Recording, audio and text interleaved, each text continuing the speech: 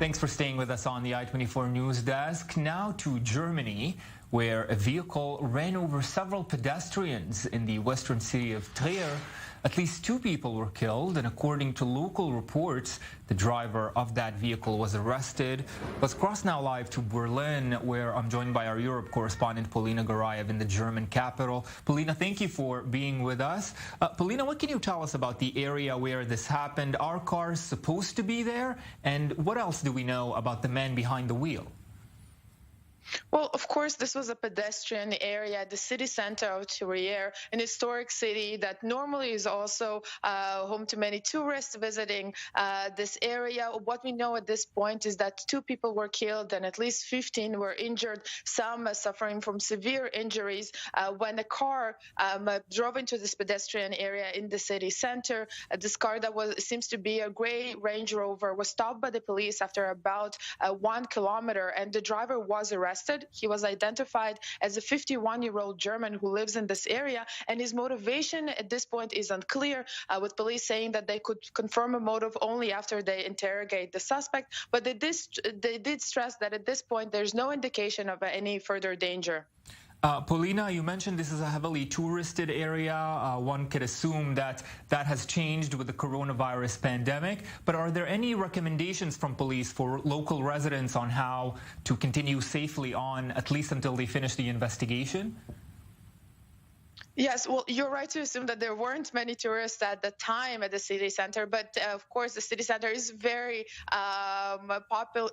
popular also among locals, and there were a lot of people in the city center at the time. Also, so of course, Christmas shopping.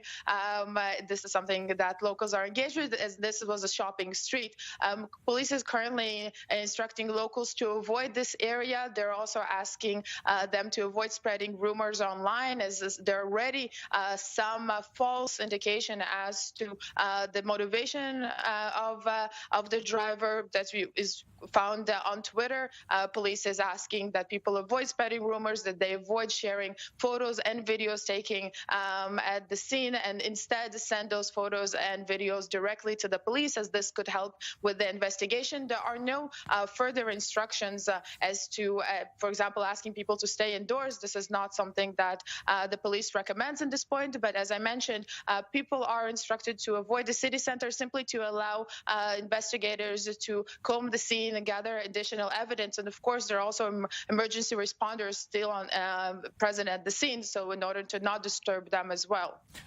Polina, this is a very important point. You mentioned the police is not giving a motivation that has anything to do with terrorism at this point. But of course, the concern is understandable. This follows a series of events, not the last of which the shooting in Vienna. So concern among security officials and residents is understandable.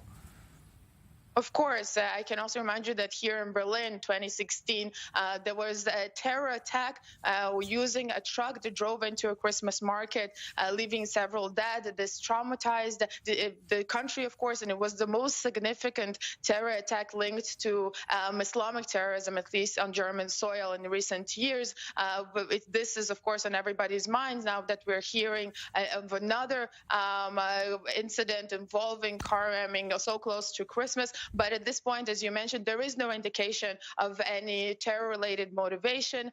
Police are not divulging any sort of related information. And also the messages that we're seeing from politicians speak of their express support of the victims and of their relatives. And this is the main focus. They do not speak of any sort of motivation or raise any concerns. And also, this is why the police is so careful when it comes to mentioning a possible motive, because they don't want to spread fear and panic, especially when there's no evidence at this point to indicate that this is warranted.